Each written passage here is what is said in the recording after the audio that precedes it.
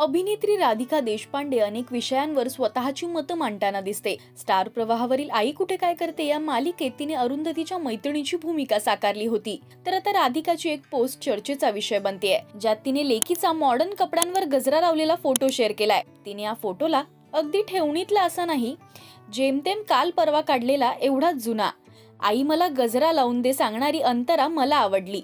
Photo बघून म्हणाली, टिकली हवी होती। हे ऐकून तिच्या आईचे कान तृप्त झाले। "मेरा देश बदल रहा है" असं कॅप्शन दिलंय। तर अनेकांनी कमेंट्स करत त्यांची मतं मांडली आहेत।